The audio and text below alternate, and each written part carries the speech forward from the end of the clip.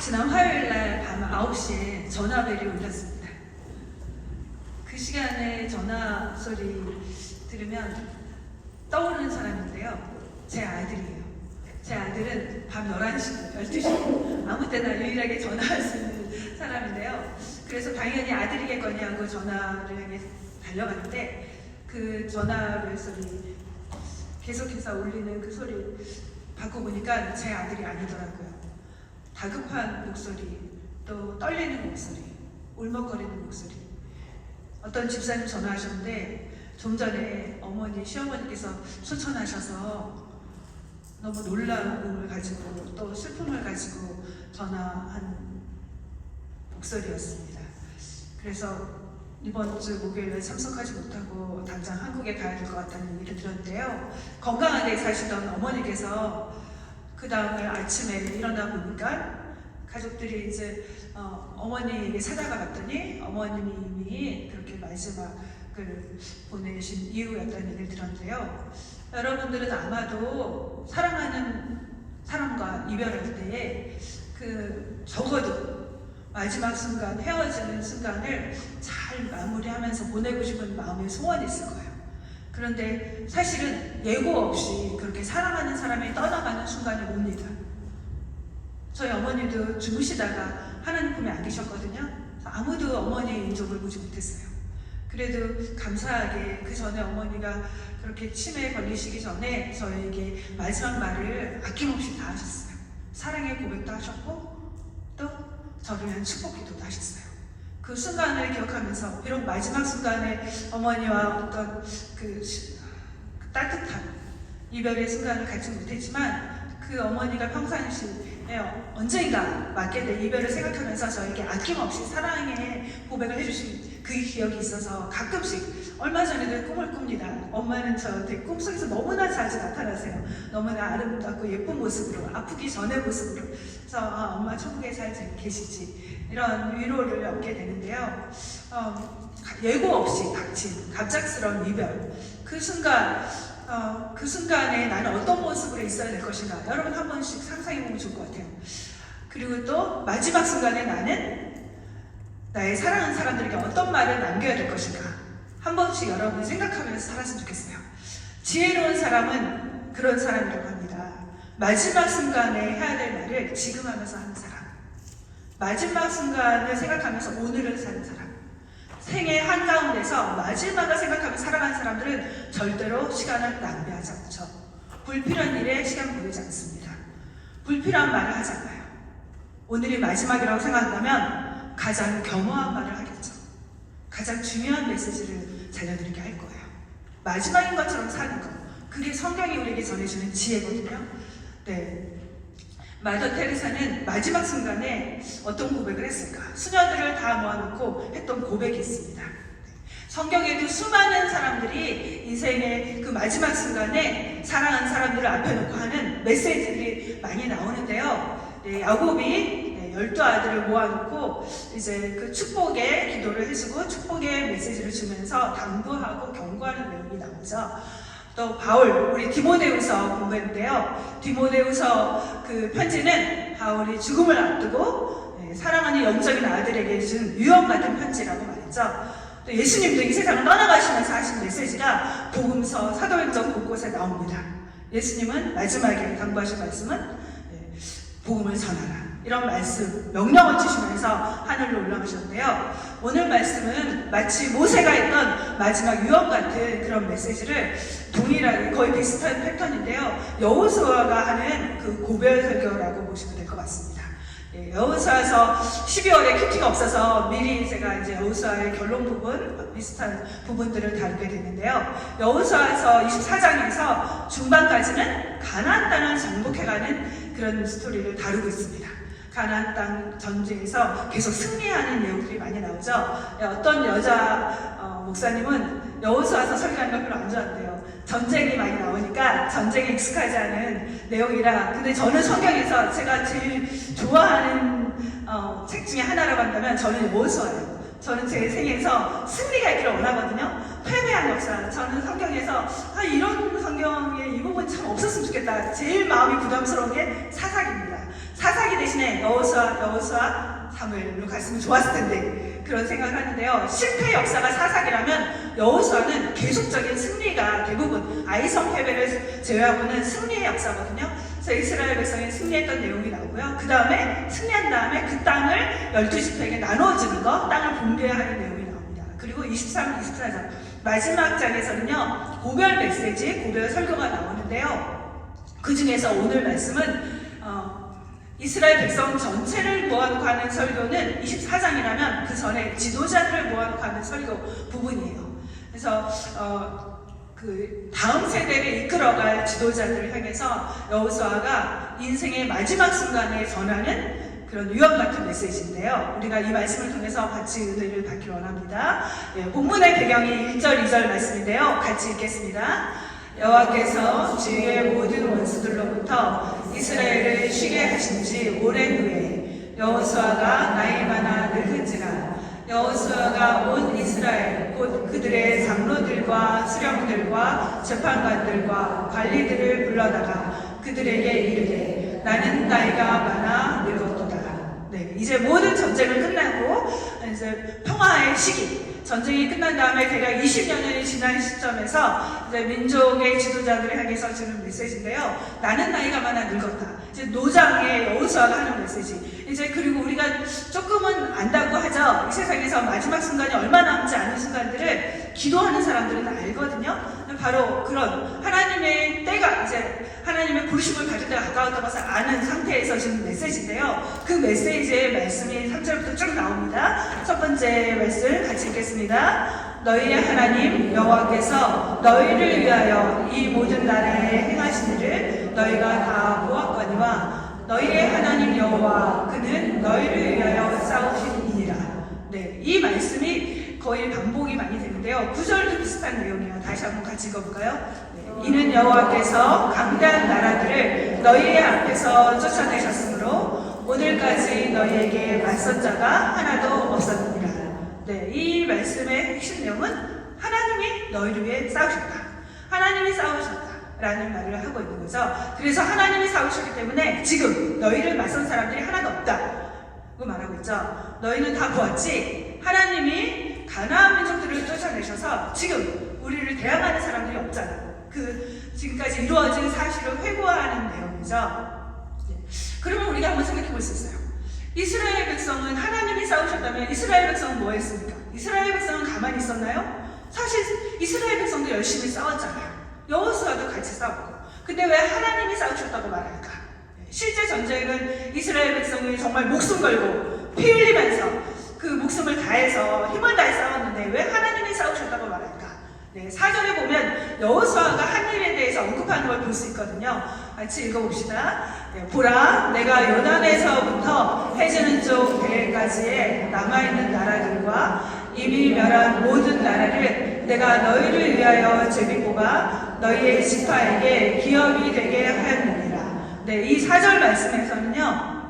이스라엘 백성이 현재 차지하게 된 땅에 대해서 말해주는데요. 제가 빨간색으로 했는데 동쪽의 경계는 요단강 중심으로 이루어지고 서쪽의 경계는 지중해죠. 네, 지중해까지의 모든 땅을 이제 하나님이 우리에게 차지하게 하셨고 우리가 이제 그 땅을 갖게 됐다. 그래서 땅의 경계를 말해주면서 여호수아를 통해서 이루어진 일, 여호수아의 주도 속에서 이루어진 땅 분배 역사를 말해주겠어요. 내가 너에게 이 땅을 나눠주지 않았느냐? 내가 너에게 이 지파들을 기업으로 유산으로 남겨줬다. 이렇게 말해주겠죠. 여호수아가 하나님의 지시 방법을 따라서 제비 뽑아서 땅을 나눠줬는데요. 그 땅 분배의 역사를 이야기를 해주는데 왜 하나님은 이스라엘 백성들이 한 일이 있습니다. 그리고 여호수아가 한 일이 있어요. 그런데 왜 하나님이 싸워서 너에게 이 땅을 줬다라고 말씀하셨을까? 네, 하나님의 도우심이 없었다면 이 땅을 차지할 수 없었기 때문이죠. 하나님의 도우심이 없었다면 열심히 싸움을 해도 결국 승리를 얻을 수 없었기 때문이에요. 이스라엘 백성이 용맹해서 군인들의 숫자가 많아서 무기가 최고의 무기를 가졌기 때문에 전투력이 특별해서 승리한 게 아니라는 거죠. 이스라엘 백성이 얻은 승리는 비록 그들이 열심히 싸웠지만 하나님의 도우심으로 얻은 승리였기 때문에 하나님의 도우심이 있었기 때문에 가능한 승리였다는 것을 강조해서 말해주는 거죠. 하나님의 도우심을 상기시키는 말인데요. 하나님이 너희를 위해 행하신 일을 기억하라. 너희는 하나님 행하신 일을 직접 알고 있지 않느냐. 너희 눈으로 직접 보지 않았느냐. 너희가 경험하지 않았느냐. 하나님이 행하신 일. 그러니까 하나님이 주신 역사를 기억하라는 거죠. 하나님의 말씀, 하나님이 주신 그 승리를 여호수아가 지금 상기시키는데요. 여호수아의 말을 듣고 있는 사람들, 지도자들은 어떤 사람인가? 생각해보면요, 지금 우리는 별로 이 말 들을 때 감동이 없잖아요. 우리는 이 전투를 해보지 않았으니까 아무 느낌 없이 듣고 있지만, 이 여호수아의 메시지를 듣고 있는 사람들은 어떤 사람들일까? 한번 생각해보면요, 그들은 대부분 광야에서 태어난 사람들이에요. 애굽에서 나온 다음에 광야에서 태어나서 떠돌이 생활을 40년 동안 했던 사람들, 유랑 생활을 하면서 드디어 비로소 한 곳에 정착하게 된 사람들이죠. 그 유랑 생활의 어려움들, 우리는 경험해보지 않았지만 텐트를 늘 짊어지고 다니면서 살았던 사람들, 그 사람이 드디어 하나님이 제공해 주신 그 땅에 정착하면서 메시지를 듣게 되는데요. 그들은 이 땅을 차지하게 하신 것이 하나님의 역사라는 것을 누구보다 잘 알고 있죠. 왜? 어떻게? 요단강, 이 사람들 어떻게 건넜죠? 물이 넘쳐 올라서 강둑에까지 흐르는 그 요단강, 하나님의 기적적인 방법으로 강물이 말라서 그 요단 강물이 육지처럼 되어서 건넜던 그 경험을 한 사람들이죠. 또 이들이 승리할 수 있었던 거는 엄청나게 크고 강한 여리고성, 너무나 견고해서 외벽과 내벽이 있어서 싸워서는 절대로 무너뜨릴 수 없는 그 여리고성이 하나님의 기이한 방법으로 허물어졌기 때문에 여리고성 전투에서 승리할 수 있었던 것을 직접 경험한 사람들이에요. 그리고 또 얼마 전에 있었던 전투는 중남부 지역의 5민족들이 동맹해서 전투를 벌였거든요. 그 상대방의 숫자는 이스라엘 민족의 숫자보다 어마어마하게 많은 숫자였어요. 군인들 숫자로는 절대로 당해낼 수 없는 싸움이었습니다. 그런데 그 동맹군과 싸워서 이겼죠. 어떻게 이겼죠? 어떻게 이겼어요? 큐티 안 하셨어요? 하늘에서 우박이 내려서 이겼습니다. 결정적인 게 하나님의 초자연적인 개입이었어요. 그들이 열심히 싸운 것도 있었지만 그들의 힘만으로 싸워서 될 수 없는 그 순간에 하늘에서 우박이 내려서 우박에 죽은 사람이 더 많았다고 나오거든요. 칼에 의해 죽은 사람보다 우박 때문에 죽은 사람, 우박에서 하나님의 주신 승리를 경험했던 사람들이에요. 그리고 북방 전투, 이제 여러분이 큐티할 텐데요. 그 북방 전투에서도 하나님의 개입이 있었기 때문에 이룬 승리를 경험했죠. 그래서 이 여호수아는 지금 이스라엘 지도자를 향해서 기억을 되살리면서 계속 반복하는 거예요. 거듭거듭 말하는 이유가 있습니다. 기억하라는 거죠. 기억하라. 하나님의 도우심을 기억하라. 하나님께서 싸워줬기 때문에 이긴 승리야. 하나님이 함께 하셨어. 그걸 기억을 다시 재생시키는 거죠.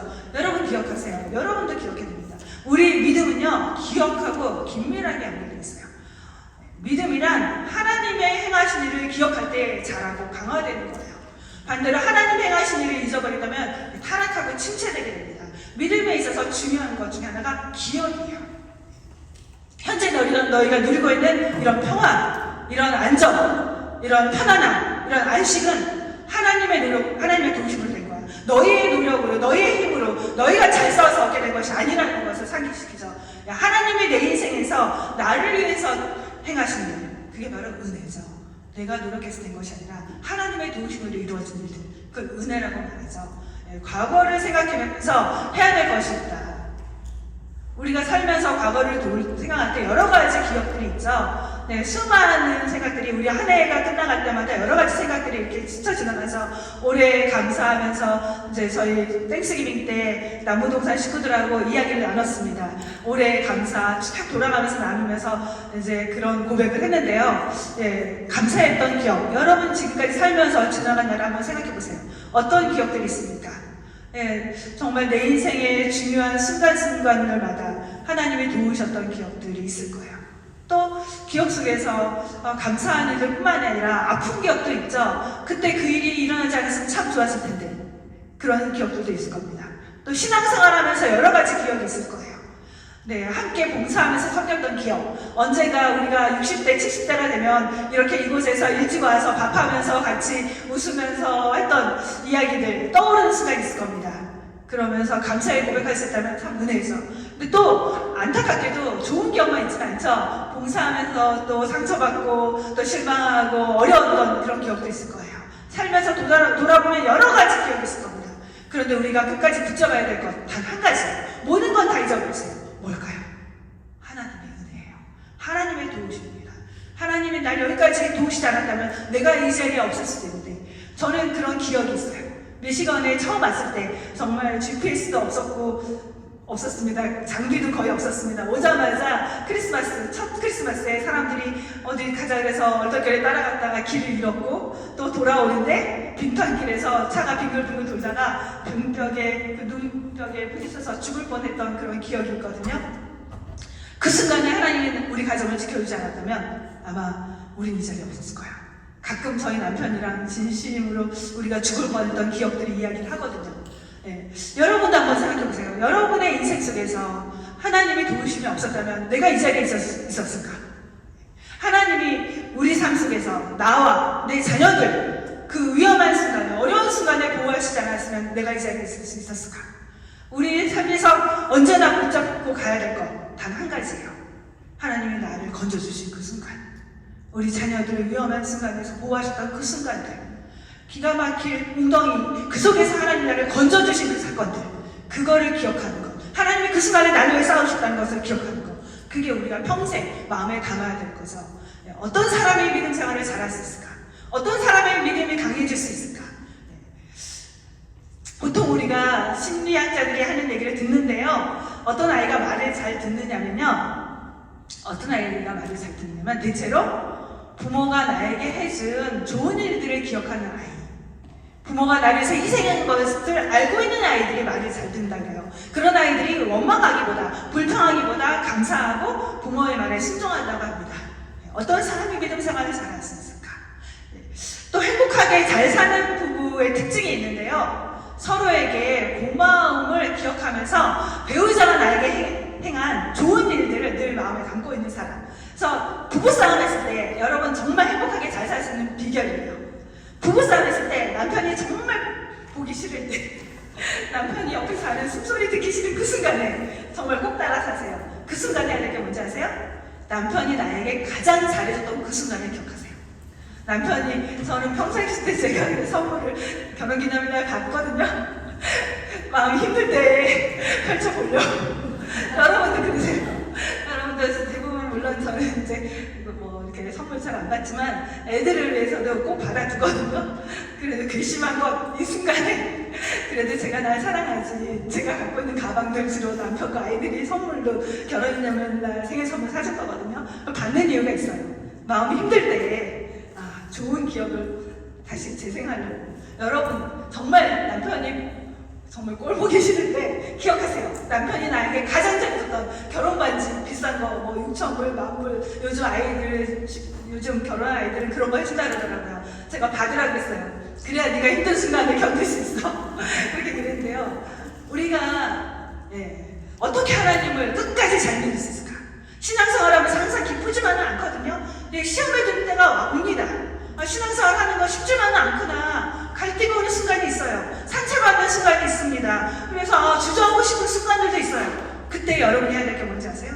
계속해서 달려갈 수 있는 거, 끝까지 완주할 수 있는 거, 주저하지 않을 수 있는 방법, 하나님의 은혜를 기억하는 거예요. 여러분의 인생이 가장 어려웠던 순간에 나의 기도를 들어주신 하나님, 외로운 밤에 눈물 흘리던 그 기도를 들으신 하나님, 하나님을 향한 간절한 절박한 그 기도를, 수술실 들어가기 전에 흘렸던 그 간절한 기도, 그 기도를 기억하는 거예요. 그럴 때 여러분은 끝까지 은혜 안에서 믿음의 경주를 할 수 있습니다. 그래서 그 영적으로 충만한 사람들, 강건한 사람들의 특징은 바로 끝까지 하나님의 은혜를 붙들었다는 것을 우리는 기억할 필요가 있습니다. 우리가 영적으로 강건해지는 길은 다른 게 아니에요. 은혜 안에 거하는 겁니다. 은혜 안에 거하는 것, 그리스도 예수 안에 은혜 안에 거하는 것, 하나님의 은혜 안에 거하는 것, 그것만이 우리를 강하게 합니다. 은혜가 우리를 강건하게 만든다는 것을 기억하세요. 평생 동안 하나님의 은혜를 기억하면서 그 하나님의 은혜를 가슴에 품고 살았던 사람, 대표적으로 다윗이죠. 다윗이 왕이 된 다음에도 그가 교만해지지 않았고, 그가 거만해지지 않았고, 하나님을 떠나지 않았었던 것, 변질되지 않았었던 것은 하나님의 은혜를 붙들었기 때문이에요. 시편의 수많은 구절에서 다윗은 고백합니다. 하나님의 은혜를 잊지 말지어다. 내 영혼아 여호와를 송축하며 그 모든 은택을 잊지 말지어다. 은택, 은혜의 연못을 말하거든요. 바다같이 넓은 하나님의 그 은혜, 나를 품어주신 그 하나님의 은혜, 자신을 향해서 선포하는 거예요. 자신을 향한 명령입니다. 여러분이 가장 힘들 때, 믿음 생활하기 가장 힘든 그 순간에 여러분의 영혼을 향해 선포해야 돼요. 여러분의 영혼을 향해서 다윗처럼 내 영혼아, 내가 왜 낙담하는가? 내가 왜 좌절하는가? 내가 무엇을 두려워하는가? 너희가 왜 이렇게 힘들어하지? 하나님의 은혜를 잊지 말자. 하나님의 은혜를 잊지 말자. 그것이 우리가 우리 자신에게서 끊임없이 해야 되는 고백이고 선포입니다. 주님을 위해서 수없이 많은 고난을 당하고 감옥에도 갇히고 매도 맞았던 바울, 그 바울이 마지막 순간에 했던 고백은 동일하죠. 모든 것이 하나님의 은혜입니다. 모든 것이 하나님의 은혜입니다. 마더 테레사가 마지막 순간에 모아놓은 수녀들에게 했던 그 고백은 모든 것이 하나님의 은혜였습니다. 모든 것이 하나님의 은혜였습니다. 모든 설교가들의 로마 설교의 황태자인 찰스 스펄전 목사님도 마지막 순간에 동일한 고백을 했어요. 모든 것은 하나님의 은혜로 이루어졌습니다. 스코틀랜드에 유명한 한 신학자가 있는데요. 그 신학자가 쓴 일기장이 나중에 공개가 됐어요. 그런데 그의 일기장은요, 밤마다 기도하고 그가 쓴 일기장은요, 동일한 문장으로 시작했어요. 날마다 똑같은 문장. 하나님이 하셨습니다. 오늘의 성공, 하나님이 하셨습니다. 그 다음 날의 일기장도 하나님이 하셨습니다. 하나님이 하셨습니다. 오늘의 실패도 하나님이 하셨습니다. 그 다음 날의 일기장도 하나님이 하셨습니다. 매일같이 그의 고백의 첫 문장은 하나님이 하셨다라는 고백을 담고 있다고 해요. 왜 그랬을까? 왜 그는 날마다 매일매일 하나님의 은혜를 고백했을까? 은혜를 잃어버린 순간 우리는 내가 이룬 성취 때문에, 내가 이룬 성공 때문에 자만해지고 교만해지기 때문이죠. 하나님이 가장 싫어하시는 교만함을 가지기 때문이에요. 또 하나님의 은혜를 잊어버리면 실패한 날, 장 못 이루면서 자기를 괴롭히죠. 힘들어하죠. 그 모든 것에서 자유케 하는 것, 하나님의 은혜라는 거죠. 이스라엘 민족 역사를 돌아볼 때 이스라엘 민족이 경험한 실패의 이유는 언제나 동일했어요. 하나님 베푸신 은혜를 잊어버렸기 때문이다. 여러분의 머리와 가슴에, 여러분의 마음속에 어떤 것을 품고 살아가기 원하십니까? 여러분의 머릿속에 무엇을 가득 채우고 살아가기 원하세요? 여러분의 마음에 어떤 것을 담고 살아가기 원하십니까? 하나님의 은혜는 족합니다. 하나님의 은혜만을 붙드십시오. 하나님의 은혜만으로 충분하다는 것.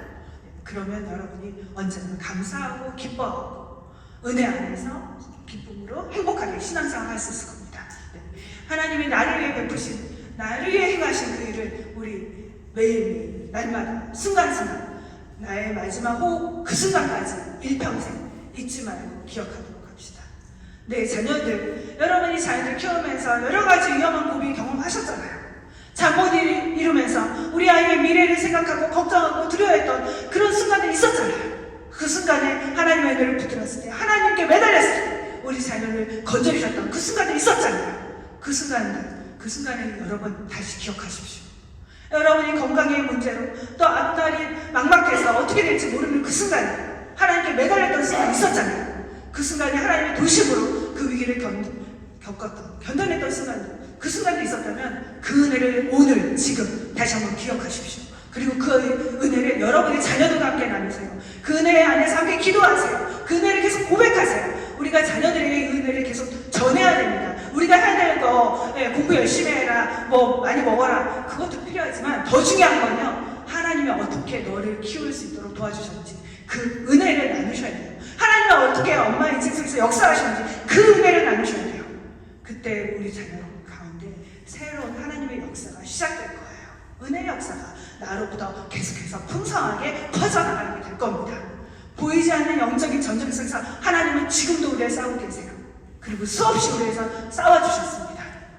내 힘으로 넘을 수 없는 산들 속에서 하나님이 나를 위해서 싸워주셨기 때문에 여기까지 왔어요. 우리 평생 내 힘으로 절대로 넘을 수 없는 문제들 속에서 해결해 주신 그 하나님의 은혜를 기억하면서 살아가는 우리 모두가 되기를 주님의 이름으로 축복합니다. 두 번째 내용은요, 이제 여호수아가 주는 마지막 당부와 또 명령을 담고 있는데요. 크게 세 가지예요. 네, 길지 않게 하려고 굉장히 노력을 했거든요. 네, 빨리 볼게요. 네, 6절 말씀입니다. 같이 읽겠습니다. 그러므로 너희는 크게 힘써 모세의 율법에 기록된 것을 다 지켜 행하라. 그것을 떠나 의로나 자로나 치우치지 말라. 네, 뭐죠? 첫 번째 당부와 명령은 말씀을 지켜 행하라. 율법의 말씀을 지켜야 한다. 네, 힘을 다해, 힘써서 지키라. 힘을 다해서 말씀을 지키라. 네, 여호수아 1장 하나님이 여호수아에게 주신 명령이죠. 이 율법책을 내 입에서 떠나지 말게 하고 그것을 지켜 행하라. 하나님이 주신 명령을 이제 여호수아는 자신의 삶 속에서 다시 한번 경험한 하나님의 그 은총의 역사를 고백하면서 명령할 때 말씀을 지켜야 한다. 이 내용은요, 이스라엘 백성이 승리를 얻는 법, 승리를 얻은 다음에 계속해서 유지하는 영적인 원리를 말해주는 건데요. 네, 우리가 이 땅에서 믿음의 생활할 때 언제나 평생 잊지 말아야 될 중요한 원리는 말씀 따라 가는 것, 말씀 따라 사는 것이라는 거죠. 그게 우리를 영적으로 승리하게 하고 영적으로 하나님 우리에게 제공해 주시는 풍성한 삶을 살 수 있는 비결이라고 말해주죠. 우리의 문제는 언제나 시간이 지나면 성경을 알게 되고 하나님의 뜻을 알게 되지만 그대로 못 사는 게 우리의 고민이고 문제에서, 그렇지만 포기하지 마십시오. 그럼에도 불구하고 실패할지라도 포기하지 마세요. 내가 한번 하나님 말씀대로 순종한다고 내가 완전히 성인이 되고 훌륭한 사람으로 변하지 않는다 해도 때로는 말씀대로 산다고 해도 실패하는 순간이 많이 있습니다. 그럼에도 불구하고 여러분 포기하지 마세요. 여러분이 실패 속에서 그 순간에도 다시 돌아가서 말씀대로 살려고 하는 그 발버둥, 그 씨름, 그 속에서 우리는 어느 순간 하나님이 원하신 사람으로 변해갈 거예요. 성장해 갈 거예요. 우리가 실패하지만 말씀 따라 걸으려고 하는 그 시도들 속에서 하나님은 우리를 어느 순간 주님을 닮은 모습으로, 주님이 원하시는 모습으로 빚어가시고 우리를 성숙시켜 가실 겁니다. 두 번째 경고는요, 7절에 나오는데요. 같이 읽겠습니다. 너희 중에 남아있는 이 민족들 중에 들어가지 말라. 그들의 신들의 이름을 부르지 말라. 그것들을 가리켜 맹세하지 말라. 또 그것을 섬겨서 그들에게 절하지 말라. 네, 그들에게 들어가지 말고 그들과 함께하지 말라. 사귀지 말라는 거죠. 접촉, 이방 민족과의 접촉을 금지하는 명령이에요.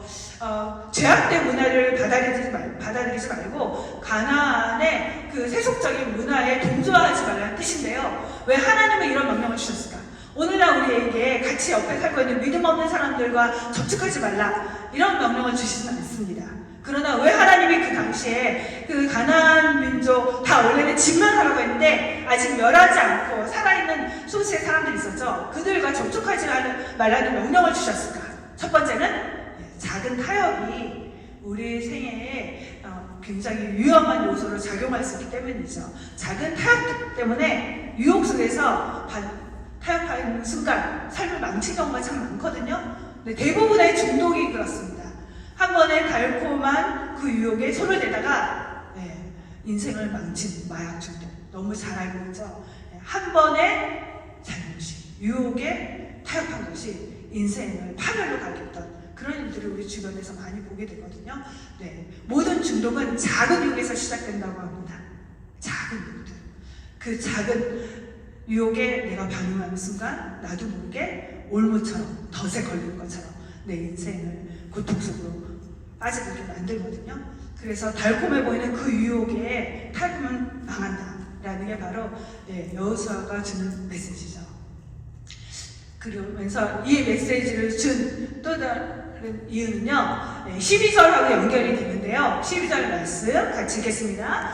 너희가 만일 돌아서서 너희 중에 남아있는 이 민족들을 가까이하여 더불어 혼인하며 서로 왕래하면 뭐죠? 단순히 접촉 금지 명령이 아니라 그 접촉 금지하게 되신 그 이유가 분명하게 나타나는데요. 이방 민족들하고 결혼하지 말라는 거죠. 왜 이방 민족과 결혼하지 말라고 했을까? 토몬이라고 말하거든요. 이방인 배우자가 유혹해서 이방 우상숭배를 하게 될 위험성이 있기 때문이죠. 우상숭배에 빠져야 될 위험성에 대한 경고라고 볼 수 있어요. 가나안 땅에 정착해서 이방인들과 교류하다 보면 서서히 이방인들이 섬기던 우상, 숭배하는 문화를 받아들일 수 있는 그런 위험성에 대해서 말해주는 건데요. 오늘 뭐 이렇게 미친 사람이랑 결혼하지 말라의 사원하고는 조금 다른 관점에서 볼 필요가 있습니다. 그래서 이방인들하고 접촉하게 되면 어떻게 됐을까? 그들이 사랑하는 와이프가 부인이 우상을 섬긴다면 그 와이프를 사랑하면서 그 와이프가 원하는 우상 숭배하는 행위에 참여했던 일들이 일어났거든요. 그게 바로 솔로몬이에요. 솔로몬은 하나님을 잘 섬겼죠. 시작은 너무 좋았어요. 그런데 나라를 부강하게 하고 그 다음에 다른 민족의 침입을 받지 않으려고 했던 선택이 뭐였냐면 다른 나라의 공주들과 결혼하는 거였죠. 수많은 공주들과 결혼합니다. 정략 결혼하죠. 전쟁을 없애게 하려고, 전쟁을 겪지 않게 하려고. 왕비가 300명이었잖아요. 그래서 동맹을 맺습니다. 전쟁은 없었어요. 그런데 어떻게 되죠? 다른 나라의 공주들이 자기가 믿던 신들을 같이 데리고 왔잖아요. 그리고 솔로몬의 마음이 왕비들과 함께 교류하고 관계를 맺고 사랑을 나누다 보니까 왕비들을 위한 이방 신전을 만들어주게 되고 우상숭배에 가담하게 되거든요. 그래서 작은 타협 속에서 솔로몬이 무너져내는 것을 볼 수 있는데요. 그래서 하나님이 금주의 명령을 내리신 걸 볼 수 있습니다. 세 번째 명령, 세 번째 당부와 경고, 우리가 지금 받고 세 번째 명령은 8절에 나오는데요. 같이 읽겠습니다. 오직 너희의 하나님 여호와께 가까이 하기를 오늘까지 행한 것 같이 하라.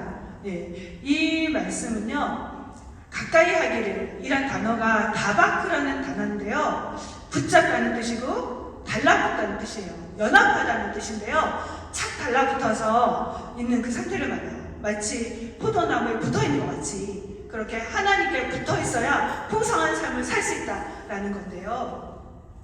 앞에 세 가지 명령은요, 사실은 각각 별개의 명령이 아니에요. 이 세 명령 따로따로 말씀 지켜라, 그 다음에 이방 민족과 가까이 하지 말아라, 하나님 붙어 있어라, 그런 명령입니다. 사실은 하나로 연결된 거예요. 이 원리가 하나거든요. 결론이 하나로 모아져요. 실천 명령은 세부적으로 세 개지만 어떻게 실천해야 될지 알려주는 게 바로 말씀 지켜 살아라, 하나님께 가까이 하라. 하지만 이 원리는 단 하나인데요. 뭘까요? 세 명령의 결론은 11절입니다. 읽겠습니다. 그러므로 스스로 조심하여 너희의 하나님 여호와를 사랑하라. 이 세 가지 명령의 결론은 하나님을 사랑하라는 그런 권고입니다. 너희의 삶의 성공과 실패가, 너희들의 미래가, 너희들의 생사가 이 땅 가나안 땅에서 성공할 수 있으려면, 가나안 땅에서 축복을 누릴 수 있으려면 하나님을 사랑해야 돼. 그래서 하나님 말씀 지켜야 돼. 그래서 심사숙고해서 하나님을 사랑하라는 명령을 다시 한번 권고해 주는 건데요. 여호수아의 명령의 핵심이라고 할 수 있어요. 율법을 지키는 거, 율법 613까지 지키는 거 쉬울까요? 어려울까요? 쉽지 않죠.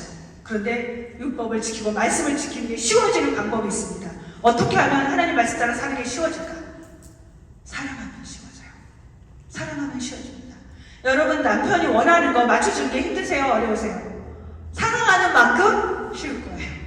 남편 별로 안 사랑스러우면 그날은 남편 원하는 음식 해주는 거 기분 별로 좋지 않을 거예요. 근데 남편한테 사랑과 고마움이 넘쳐나면 남편이 원하는 음식 기쁘게 할 수 있습니다.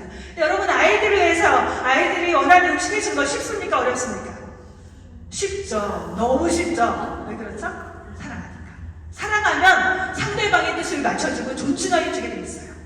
하나님의 뜻을 맞춰주는 거, 하나님이 주신 명령이 하나님의 뜻이잖아요. 하나님이 원하시는 명령 지키는 거 쉬워지려면 하나님을 사랑하면 됩니다. 마틴 루터가 그렇게 말을 했어요.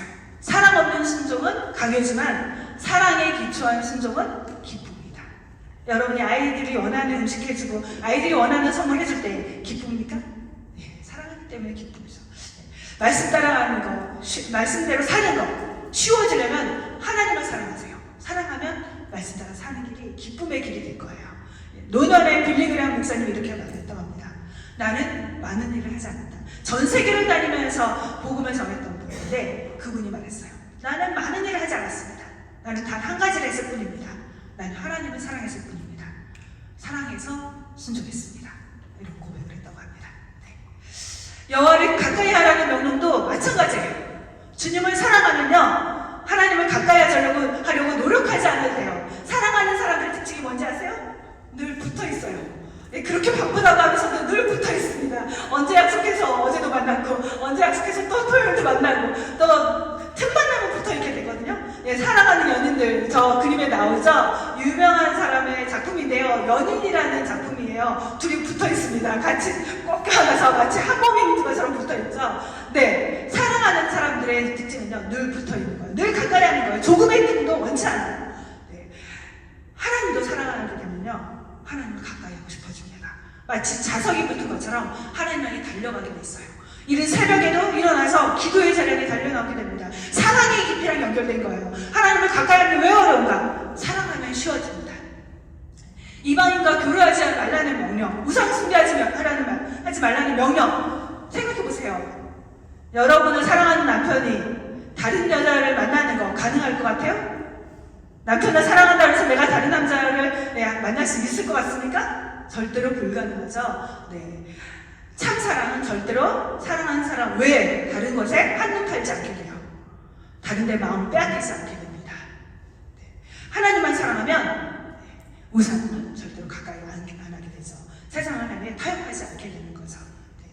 어떤 남편이 있었다고 해요. 많은 아내들의 부러움을 받던 한 여자분이 있었는데요. 그의 남편은 너무나 귀한 선물들, 값비싼 선물들을 자주자주 사랑하는 아내에게 주었다고 해요.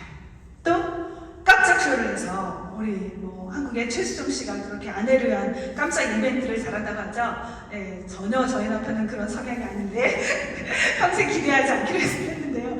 네, 여튼 그런 깜짝 이벤트 하면 여자들은 감동을 좋아하잖아요. 감동을 받고 그런 텐데, 그래서 그런 얘기를 많이 했대요. 그래서 와이프를 향한 선물 공세가 많았던 남편, 그리고 깜짝 이벤트도 하고 달콤한 말도 너무나 잘했대요. 그래서 모두의 부러움을 받는 여자였다고요.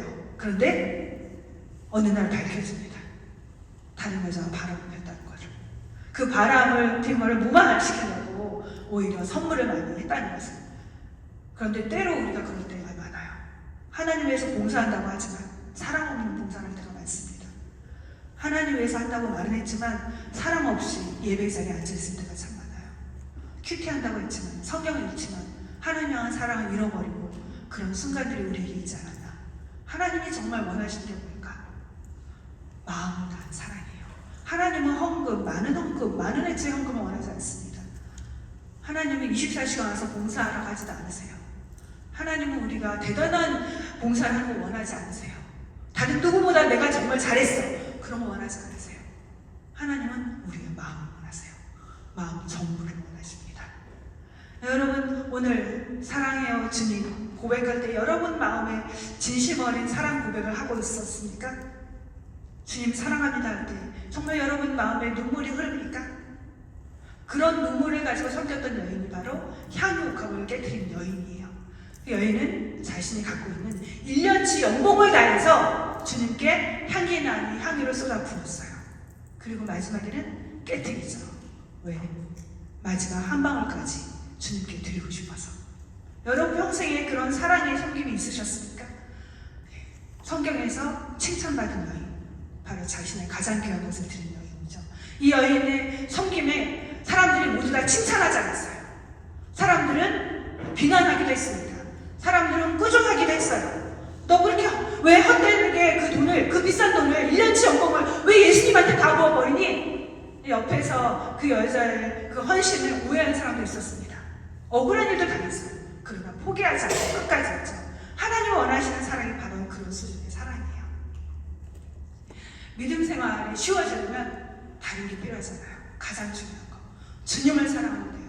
주님을 사랑하면 모든 걸 드려도 아깝지 않습니다. 모든 걸 다 드리고, 시간을 다 드리고, 인생 전부를 드리고, 마지막 순간 주님을 위해서 순교를 당해도 아깝지 않아요. 그게 믿음의 사람들이 했던 삶이었거든요. 문제가 있어요. 사랑이 저절로 생겨나나요? 사랑이 주님을 사랑하면 쉬워진다는데 여러분의 마음에서 주님을 향한 사랑이 있나요? 이게 우리가 진짜 깊이 한번 질문해봐야 돼요. 나는 정말 주님을 사랑하고 있는가? 주님을 사랑할 수 있기를 바라는데 어떻게 하면 주님을 사랑할 수 있을까요? 어떻게 하면 내 안에 주님을 향한 그 뜨거운 사랑이 불에게 타오를 수 있을까요? 어떻게 하면 될까? 성경이 말하는 사랑은요, 감정적인 사랑을 말하지 않아요. 그냥 한순간에 찬양 드리면서 마음이 뜨거워지는 거, 그것만을 말하지 않아요. 물론 그것도 필요합니다. 마음에 너무 좋다, 사랑하고 싶어, 그런 걸 말하는 게 아니에요. 감정적으로 좋은 걸 말하지 않습니다. 인격적인 사랑을 말해요. 지식과 감정과 의지적인 사랑을 말해서 지정의 사랑, 인격적인 사랑, 핵심이 뭐죠? 의지적인 사랑이에요. 하나님이 그런 의지적인 사랑 우리에게 보여주셨어요. 내가 너희를 사랑하기로 작정했어. 그리고 너희가 비록 나에게 계속해서 거역하고 반항해도 나는 끝까지 그 사랑을 지켜갈 거야. 의지적인 사랑이 사랑의 핵심이에요. 하나님 그 사랑을 우리에게 보여주셨습니다. 어떤 사람이 하나님을 사랑했을까? 하나님이 나를 위해서 행하신 일, 하나님이 나에게 베푸신 은혜를 아는 사람들이 하나님을 사랑했었습니다. 어떤 사람이 하나님을 사랑했을까? 하나님이 나에게 베푸신 은혜를 기억하는 사람들, 그 은혜 안에 사는 사람들, 그 은혜를 날마다 고백하는 사람들, 그 은혜 속에서 걸어가는 사람들이 하나님을 사랑하시게 돼요. 그리고 하나님의 사랑을 맛본 자들이 사랑하시게 됩니다. 신앙생활에서 하나님 사랑은요, 반드시 먼저 사랑을 경험해야지만 사랑할 수 있게 돼요.